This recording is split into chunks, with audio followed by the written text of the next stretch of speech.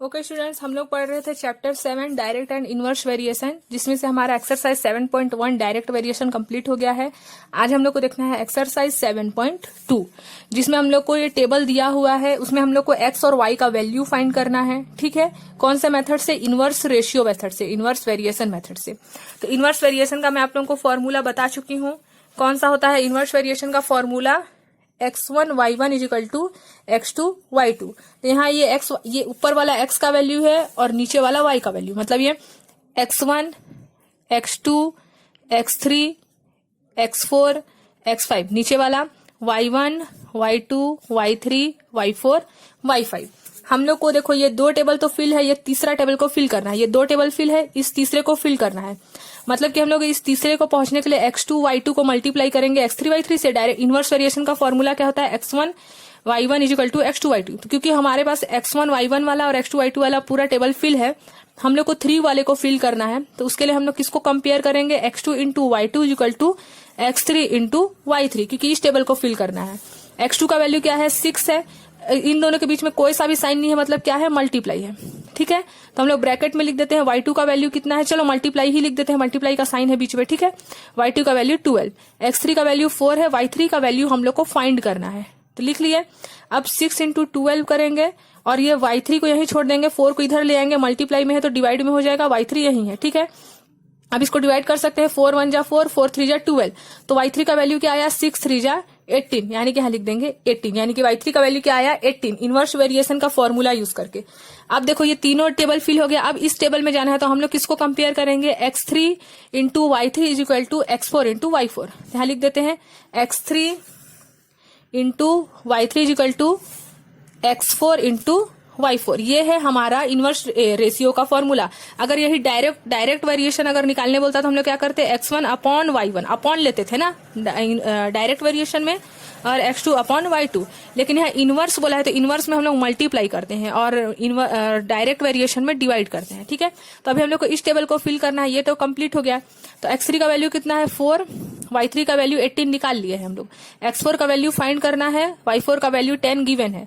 तो 4 इंटू 18 यही रहने दिए, 10 मल्टीप्लाई में इधर आके डिवाइड हो जाएगा और x4 यही बच गया। अब इसको डिवाइड कर सकते हैं, 2 2 जा 4, 2 5 जा 10। ठीक है, तो क्या आएगा? 18 2 जा 36, 36 से हम लोग 5 को डिवाइड करेंगे तो क्या आएगा? 36 से 5 को, तो 5 7 जा 35, 5 2 जा 10, तो 7.2 आएगा इसका आंसर। सेम वैसे ही हम लोग x4 y, अब इसको कंपेयर करना है तो इन दोनों को लेंगे, तो इसको भी हम लोग कंपेयर कर सकते हैं। कैसे? देखो यहाँ कर देती हूँ, x ये वाले को दोनों को कंप्लीट कर रहे हैं, x4 y4 x5 y5 को। तो यहाँ x4 इंटू y4 और x5 को कंप्लीट करना है ना, तो x5 into y5, x5 into y5। x4 का वैल्यू 7.2 है और y4 का वैल्यू 10 है, x5 का वैल्यू 36 है और y5 का वैल्यू फाइंड करना है, तो y5 यहीं छोड़ दिए। तो 7.2 इंटू 10, 36 डिवाइड में मल्टीप्लाई में है तो इधर डिवाइड हो जाएगा और क्या बचा? y5। अब इसको हम लोग डिवाइड करेंगे, तो क्या आएगा? पॉइंट हटाएंगे। पॉइंट हटाने के लिए हम लोग क्या कर सकते हैं? 72 इंटू 10, पॉइंट के बाद एक ही नंबर है तो नीचे में 10 लगा सकते हैं। जैसे 7.2 है, इसको मैं बोलूंगी फ्रैक्शन में कन्वर्ट करो, क्लास 7 पे पढ़ चुके हैं। तो 72 पॉइंट के बाद एक ही नंबर है तो 10, 2 नंबर रहता तो 100, 3 नंबर रहता तो 1000। तो 7.2 से पॉइंट हटाए तो नीचे में डिवाइड किए 10 का, और 36 तो है ही तो उसको लिख देंगे। 36 से 36 कैंसिल हो जाएगा, 36 1 जा 36, 36 2 जा 72 होता है। तो इसका आंसर हमारा क्या आया? y5 का वैल्यू 2 आया। तो कंप्लीट हो गया टेबल। सेम वैसे ही हम लोग इसको भी फिल कर सकते हैं, सेम वैसे ही कंपेयर करके। यहाँ पास इसको मान लेते हैं x1 x2 x3 x4 x5, y1 y2 y3 y4 y5।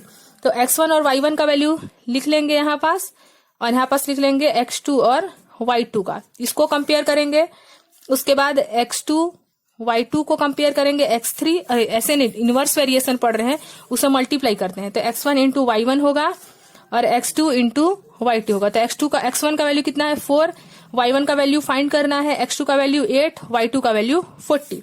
तो y1 यही छोड़ दिए, 8 इंटू 40 तो अपने प्लेस में है, 4 को इधर लाएंगे क्योंकि y1 का वैल्यू फाइंड करना है तो उसको अलग रखना है ना, हम लोग को अकेले करना है, एलिमिनेट करना है। तो 4 मल्टीप्लाई में इधर आ जाएगा, 4 10 जा 40 होता है। तो क्या आएगा? y1 का वैल्यू 8 10 जा 80। तो y1 का वैल्यू कितना ले आए हम लोग? 80 ले आए। ठीक है, सेम वैसे ही अब इधर कर लेंगे। अब x2 में आ गए, x2 upon y2 is equal to x3 upon y3, अरे अपॉन नहीं है, इनवर्स वेरिएशन में बार बार ये डायरेक्ट का फॉर्मूला लिख दे रही हूँ।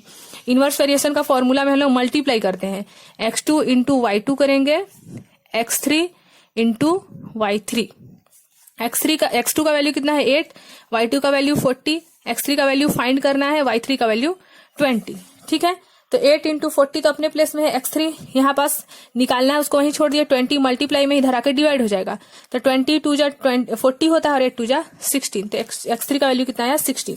सेम वैसे ही अब इसको कंपेयर कर देंगे x3 y3 को x4 y4 से, तो x3 into y3 is equal to x4 into y4, तो y4। ठीक है, x3 का वैल्यू कितना है 16, y3 का वैल्यू कितना है 20, x4 का वैल्यू फाइंड करना है, y4 का वैल्यू 10, तो 16 इंटू 20 यही है, ये मल्टीप्लाई में था तो इधर डिवाइड हो जाएगा और x4 बच गया, 0 से 0 कैंसिल, 16 टू जा 32, तो x4 का वैल्यू कितना आया 32। अब ये x4 y4 को कंपेयर कर देंगे x5 और y5 से, यहाँ लिख देते हैं x4 y4 is equal to x5 y5, तो x4 का वैल्यू 32 और y4 का वैल्यू 10, तो यहाँ लिख देंगे 32 इंटू 10, x5 का वैल्यू दिया है 64, y5 का वैल्यू फाइंड करना है। ठीक है, तो यहाँ 32 इंटू 10 तो बचा हुआ है, यहाँ मल्टीप्लाई में है तो डिवाइड में हो जाएगा, यहाँ y5 का वैल्यू निकाल रहे हैं इसलिए इसको अकेले करना है, ये 2 से डिवाइड होगा, 32 1 जा 32, 32 2 जा 64 होता है और 2 5 जा 10, तो y5 का वैल्यू कितना आया 5 आया।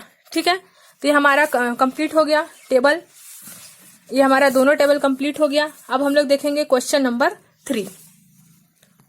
क्वेश्चन नंबर 3 देख लेते हैं। 10 labours finish a task in 2 days, how many days will 2 labour take to finish the same task.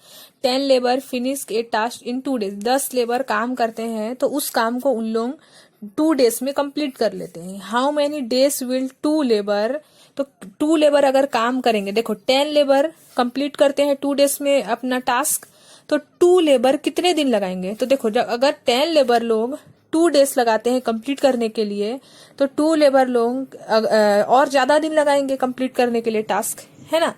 तो यानी कि यहाँ अगर लेबर का क्वांटिटी बढ़ रहा है घट रहा है ना, डिक्रीज हो रहा है इंक्रीज हो रहा है डिक्रीज हो रहा है, और यहाँ पास डेज कम है, मतलब यहाँ 10 लेबर के हिसाब से जो डेज है, देखो यहाँ लेबर जो है एक इंक्रीज हो रहा है एक डिक्रीज हो रहा है, तो उसी हिसाब से डेज भी इंक्रीज और डिक्रीज होगा।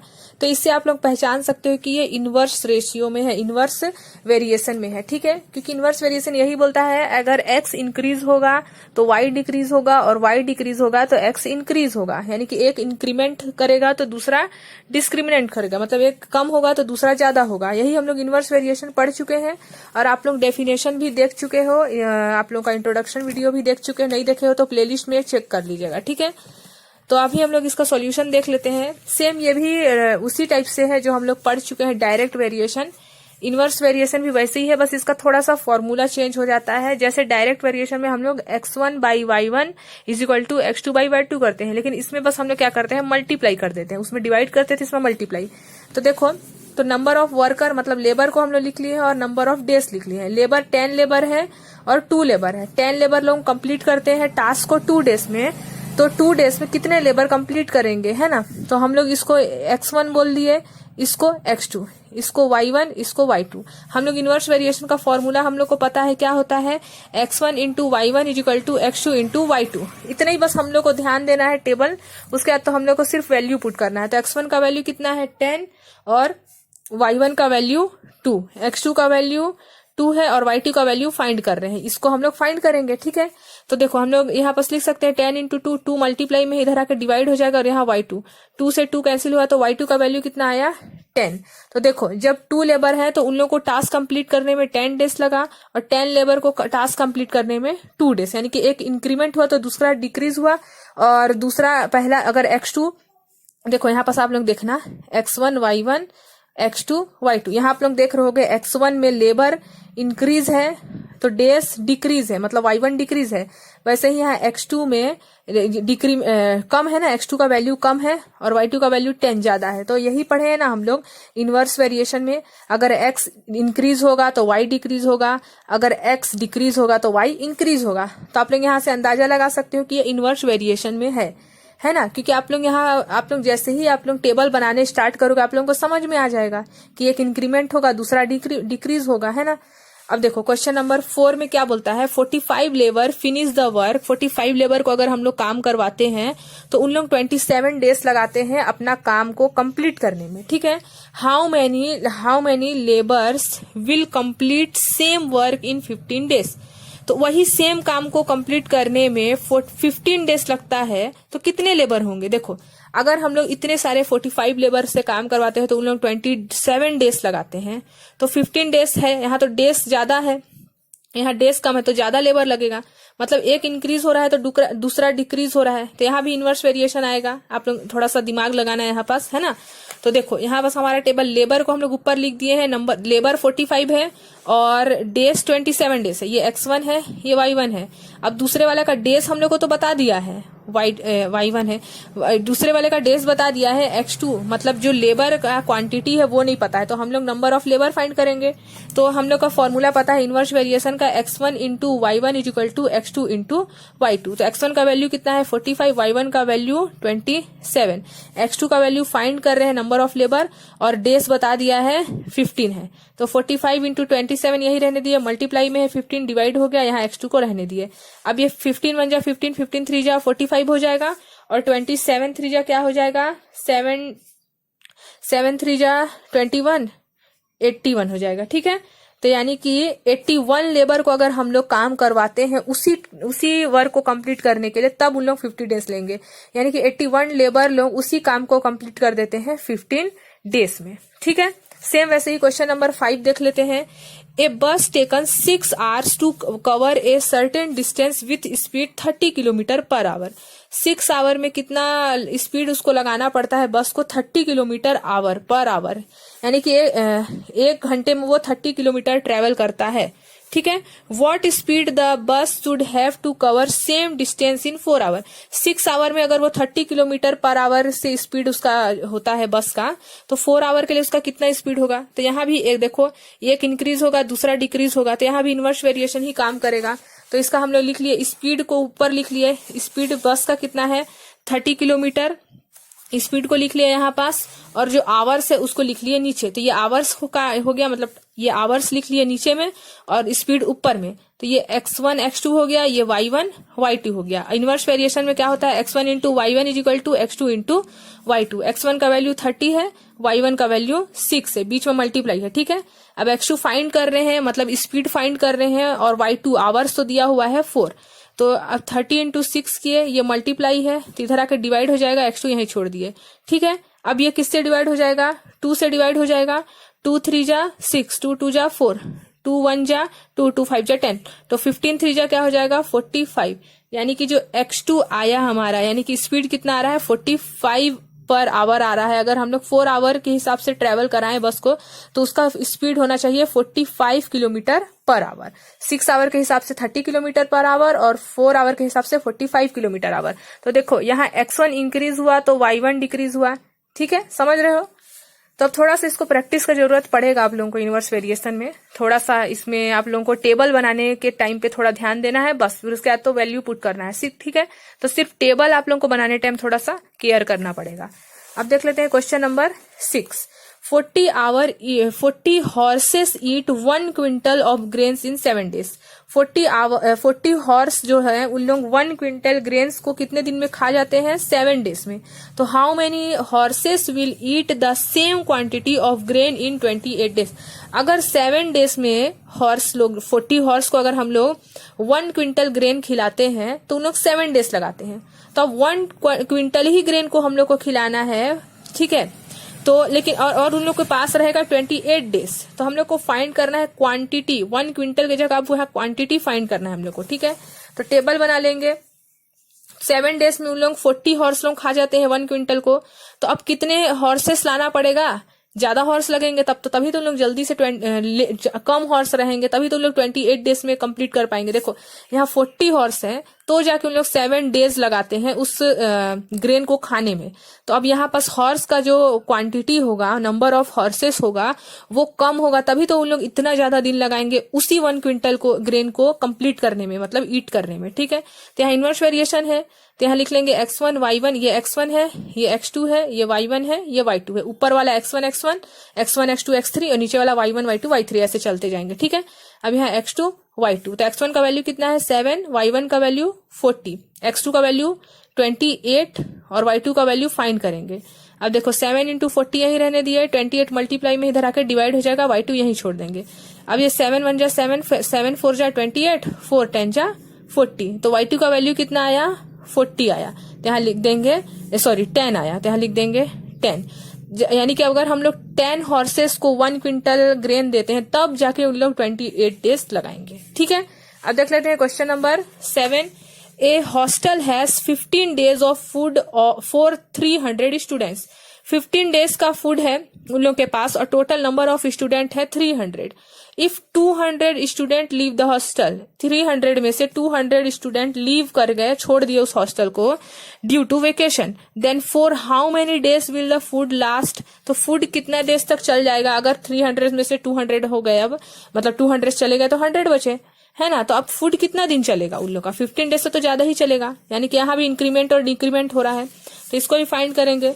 तो स्टूडेंट 300 है, उसमें से 200 वेकेशन में चले गए, तो एक बार 300 है जिन लोग 15 डेज के लिए खाना लाए थे, और अब उन लोग में से 200 वेकेशन में चले गए, तो बचे कितने 100। तो उन लोगों का हम लोग को नंबर ऑफ डेज फाइंड करना है। यहाँ हम लोग स्टूडेंट लिख लिए हैं, ये x1 x में स्टूडेंट लिख लिए हैं, y में नंबर ऑफ डेज लिख लिए हैं, ऊपर वाला x1 x2, नीचे वाला y1 y2 फाइंड करना है। हम लोग को पता है इनवर्स वेरिएशन का formula x1 y1 is equal to x2 y2। x1 का वैल्यू कितना है 300, y1 का वैल्यू कितना है 15, x2 का वैल्यू कितना है 100, y2 का वैल्यू फाइंड करेंगे। ठीक है, अब देखो 300 इंटू 15 यही रहने दिए, 100 मल्टीप्लाई में इधर डिवाइड हो जाएगा, यहाँ y2 0 से 0 कैंसिल कर दिया, तो 15 3 जा 45। यानी कि अगर 100 स्टूडेंट उस हॉस्टल में रहते हैं तो उन लोगों के लिए वो जो खाना है वो 45 डेज के लिए इनफ है। ठीक है, 45 डेज उन लोग चला लेंगे। तो y2 का वैल्यू कितना आ गया हमारा 45 डेज। तो अब हम लोग देख लेते हैं क्वेश्चन नंबर 8। क्वेश्चन नंबर 8 में क्या है देखो, a military camp has 25 days of food for 700 soldier. देखो मिलिट्री कैंप है, उन लोगों के पास 25 डेज के लिए फूड है, कितने सोल्जर के लिए 700 सोल्जर के लिए। Due to arrival of some more soldier the food finish in 20 days. तो अब बोल रहा है कि कुछ वजह से 700 में से और कुछ ज्यादा सोल्जर आ जाते हैं, तो उन लोगों का फूड फिनिश हो जाता है 25 डेज के जगह 20 डेज में, क्योंकि 700 के हिसाब से 25 डेज था। तो अब ज्यादा सोल्जर आ जाएंगे तो उन लोग ज्यादा खाएंगे, तो 20 डेज में ही उन लोग का फूड खत्म हो गया। तो find the number of new soldier. तो कितने ऐसे सोल्जर आ गए जो उन लोग खाना खाए तो 5 डेज पहले ही उन लोग का खाना कंप्लीट हो गया, मतलब फूड खत्म हो गया। ठीक है, तो हम लोग को फाइंड करना है नंबर ऑफ न्यू सोल्जर। 700 तो ऑलरेडी है, अब उसमें और कितने ऐसे नंबर ऑफ सोल्जर आ गए कि 20 डेज में ही फूड कंप्लीट हो गया, फूड क्या हो गया उन लोग का खत्म हो गया। तो वो निकाल लेते हैं हम लोग। सबसे पहले तो टेबल बना लेंगे, नंबर ऑफ सोल्जर लिख लिए ऊपर, क्योंकि न्यू सोल्जर आए हैं 700 में, न्यू सोल्जर और कितने आए ये फाइंड करना है, इसलिए हम लोग प्लस x किए हैं। ठीक है, 700 ऑलरेडी है, न्यू के लिए हम लोग x मान लिए। न्यू सोल्जर को हम लोग क्या मान लिए, let new soldier will be x, ऐसे लिख लेना। ठीक है, एक लाइन। अब देखो नंबर ऑफ सोल्जर ऊपर लिख लिए, x ऊपर लिख लिए, नीचे y लिख रहे हैं। ये x1 हो गया, ये y1 हो गया, ये x2 हो गया, ये y2 हो गया। हम लोग को इस x को फाइंड करना है, number of soldier. Number of days पता है 700 के लिए 25 डेज था, और न्यू सोल्जर आए तो 20 डेज था, ये भी हम लोग को पता है।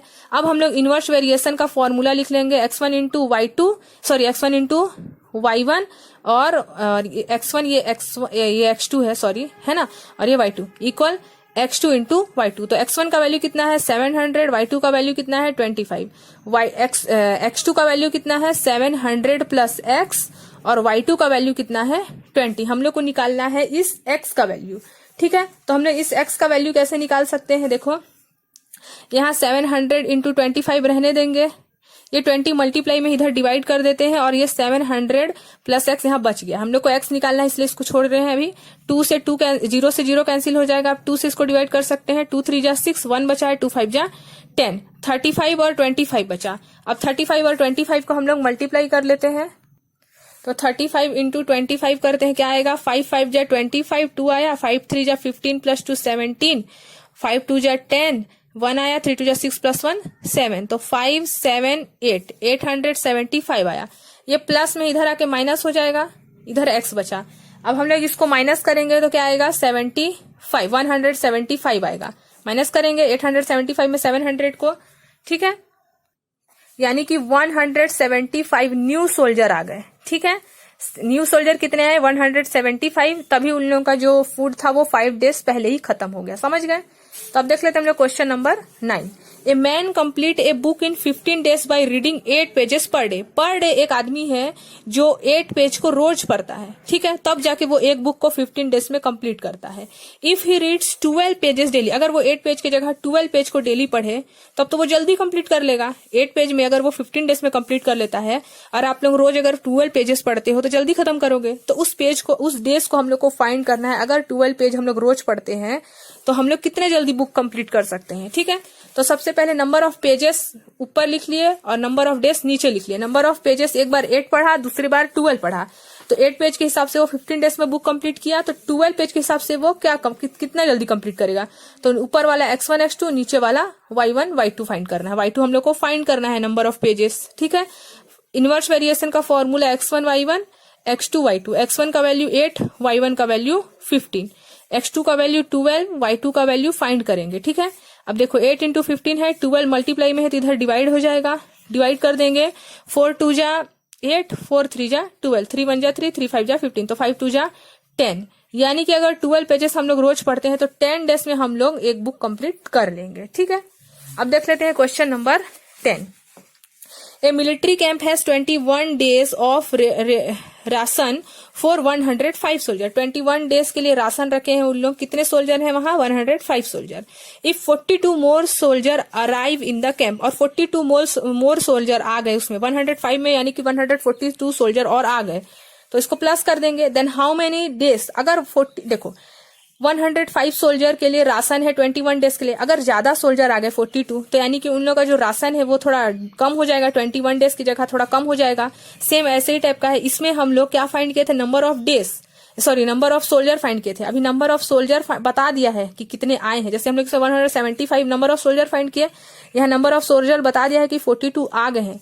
तो अब डेज फाइंड करना है कि वो राशन कितना दिन चलेगा। ठीक है, तो सबसे पहले तो टेबल बना लेंगे हम लोग। नंबर ऑफ सोल्जर लिख लिया 105 है। अब देखो 105 में 147 इसलिए हुआ क्योंकि 42 और आ गए, तो 105 में 42 ऐड किया तो 147 हो गया। अब 105 सोल्जर के लिए राशन 21 डेज के लिए था, तो हम लोग इसके लिए अब फाइंड करेंगे, यानी कि y2 फाइंड करेंगे, क्योंकि ऊपर वाला x1 x2 है, नीचे वाला y1 y2 है। हम लोग को फॉर्मूला पता है x1 into y1 x2 into y2। x1 का वैल्यू कितना है 105, y1 का वैल्यू 21, x2 का वैल्यू 147, y2 का वैल्यू फाइंड करेंगे। ठीक है, तो 105 इंटू 21 यही रहने दिए, 147 मल्टीप्लाई में था तो इधर डिवाइड हो जाएगा, और यहाँ इक्वल करके y2 रहने दिए। अब हम लोग इसको सॉल्व करेंगे। ठीक है, सॉल्व करेंगे तो 3 से डिवाइड हो जाएगा, 3 7 जा 21 हो गया, और 3 4 जा 12, 3 9 जा 27, 7 1 जा 7, 7 7 जा 49, 7 से डिवाइड हो जाएगा ये, 7 1 जा 7 हो गया, 7 5 जा 35, यानी कि y2 का वैल्यू कितना आया, 15 आया। ठीक है, यानी कि अगर 42 सोल्जर और आ गए 105 में, हम लोग ऐड किए 42 न्यू सोल्जर, 147 हुआ। अब 147 का जो नंबर ऑफ डेज है राशन खत्म हो जाएगा, वो कितना, 15 डेज में, क्योंकि एक्स्ट्रा आ गए हैं। समझ गए।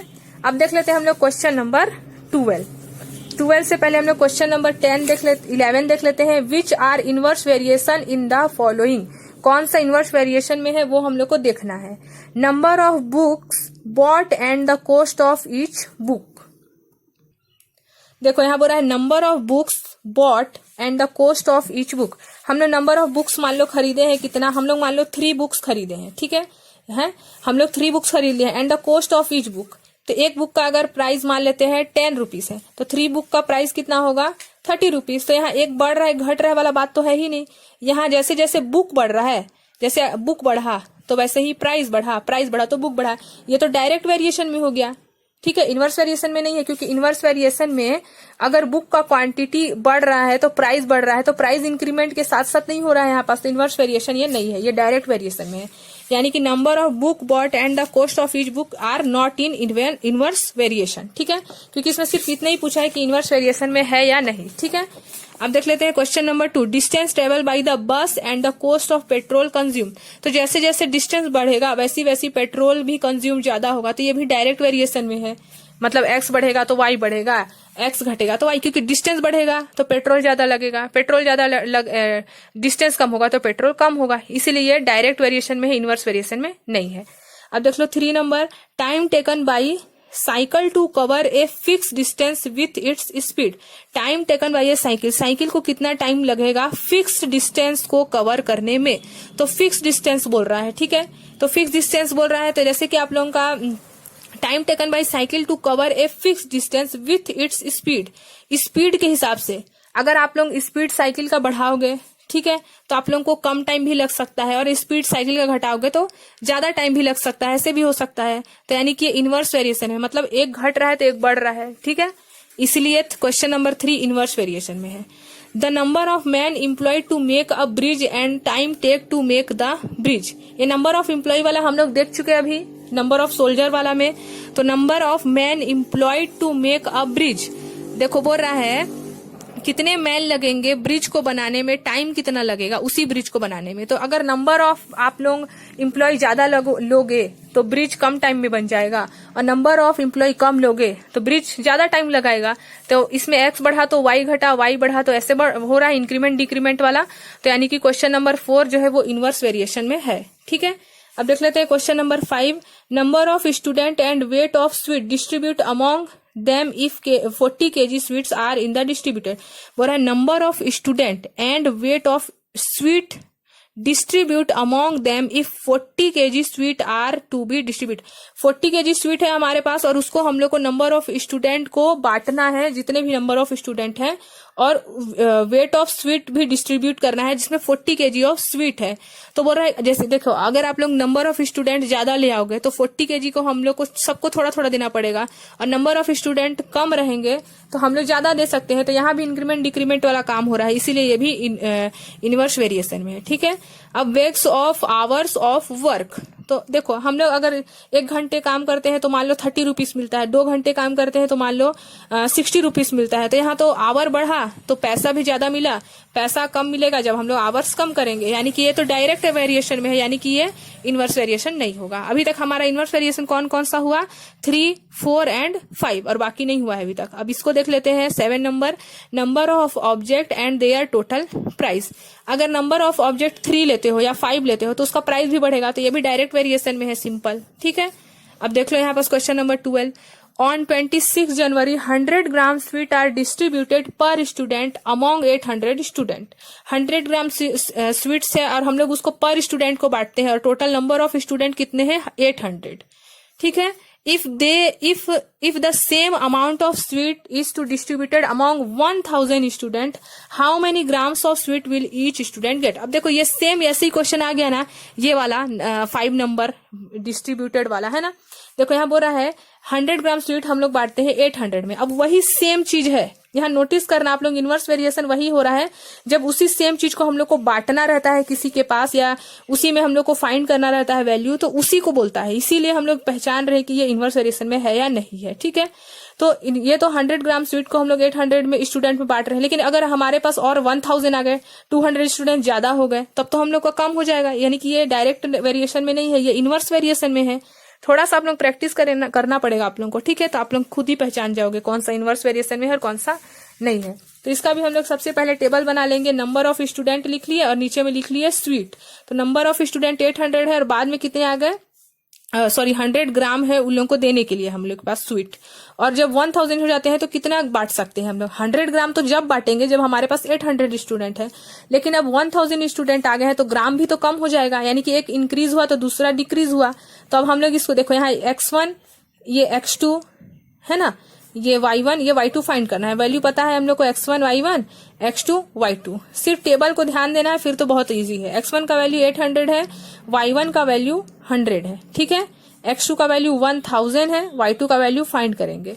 तो 800 इंटू 100 अपॉन 100 मल्टीप्लाई में 1000 मल्टीप्लाई में तो डिवाइड हो जाएगा, यहाँ y2, 0 से 0 कैंसिल, 0 से 0 कैंसिल, ये वाला 0 से 0 कैंसिल, तो 80 ग्राम, यानी कि अब हम लोग 80 ग्राम बांटेंगे तब जाके 1000 स्टूडेंट को स्वीट्स डिस्ट्रीब्यूट कर पाएंगे। ठीक है, तो यहाँ आप लोग देख रहे हो x1 यहाँ कम था, यहाँ x2 ज्यादा हो गया, यहाँ y1 कम था, यहाँ y2 ज्यादा हो गया, तो एक इंक्रीज हुआ दूसरा डिक्रीज हुआ।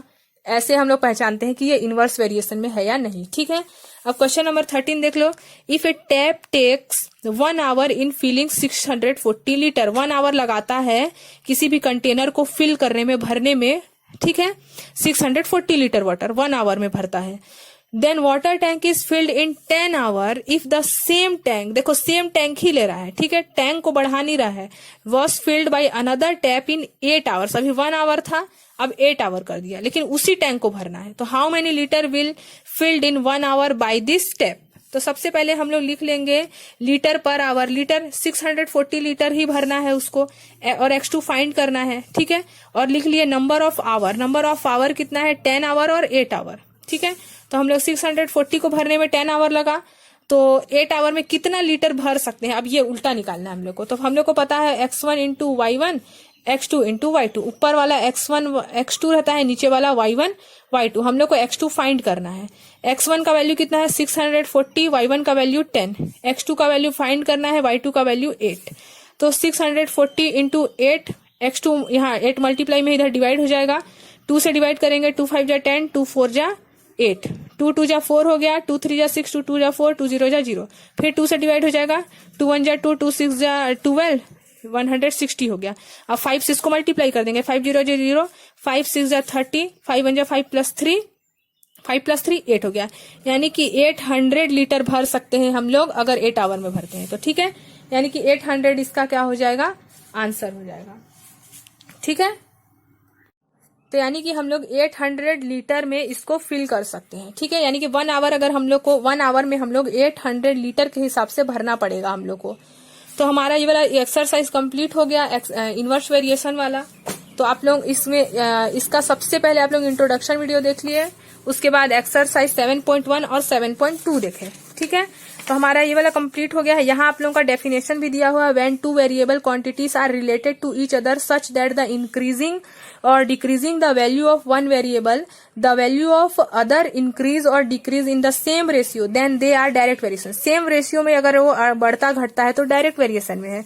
इसका फॉर्मूला भी दिया है, और ये इनवर्स वेरिएशन का डेफिनेशन और फॉर्मूला है। ठीक है, तो हमारा, और ये कांस्टेंट के लिए फॉर्मूला है जो मैं आप लोगों को इंट्रोडक्शन वीडियो में बता चुकी हूँ, वही चीज ये यहाँ वी हैव लर्न्ड में दिया हुआ है। ठीक है, तो आप लोग यहाँ से देखकर नोट में लिखना चाहो तो लिख सकते हो। पेज नंबर कौन सा है, 100 है। वी हैव लर्न्ड में इंट्रोडक्शन डेफिनेशन भी दिया है, फॉर्मूला भी दिया है, कांस्टेंट वाला भी दिया है। ठीक है, तो आप लोग देख सकते हैं। तब हम लोग नेक्स्ट वीडियो में देखेंगे chapter 8 factorisation and factors and factorisation of algebraic expression. तो एल्जेब्रिक एक्सप्रेशन का हम लोग फैक्टराइजेशन देखेंगे। ठीक है, फैक्टराइजेशन मतलब एल्जेब्रिक एक्सप्रेशन का हम लोग HCF LCM ये सब देखेंगे कि कैसे उसको डिवाइड कर सकते हैं, ये सब हम लोग को देखना है एल्जेब्रिक एक्सप्रेशन।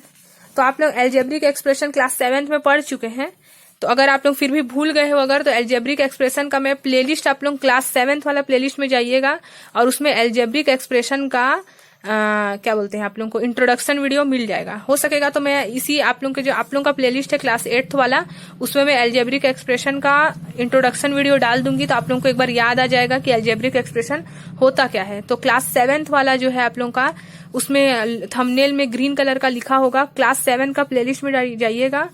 अच्छा, मैं काम करूंगी, मैं इसका जो लिंक है इस वीडियो के नीचे में डाल दूंगी, तो आप उस लिंक को टच करिएगा तो आप लोग देख सकते हैं। ठीक है।